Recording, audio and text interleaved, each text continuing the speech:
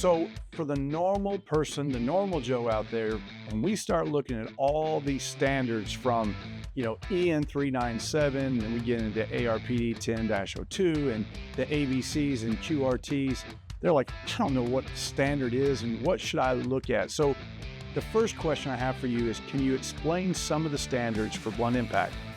And then maybe explain what they mean to us or what we should know about them. The most important blunt impact standard to know is ARPD 1002. This was published by the U.S. Army in the purchase description of the Advanced Combat Helmet in the early 2000s. It describes a blunt impact that is well established and makes sure that 7 locations on the helmet are tested. It does hot and cold and ambient. It does consecutive impacts to each location, and there's a minimum amount of helmets to test. So this is the gold standard that's been used by all reputable combat helmet companies for the past 10, 20 years. There's a similar spec published by NATO a few years ago, AEP 2902. Method H in that standard is essentially the same test. So that's what you really want if you're looking for a combat helmet. Team Wendy rigorously tests all of our helmets to that standard. Now, unfortunately, there's other standards out there that are not as robust and not as protective. One that we see, unfortunately, is EN 397 or ANSI Z89.1.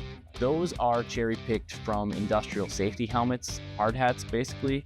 They're designed for protection against an object falling on the crown of your head, which is fine in a construction site, but if you're in combat, you might be impacted to the front, side, or back of the helmet, which is not necessarily safe if you're only wearing a hard hat equivalent.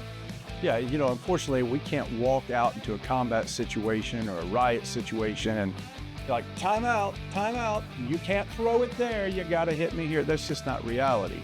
And so, as we say, we like to make sure that we create equipment that works in reality. And that happens because of understanding the standards and the protection factors.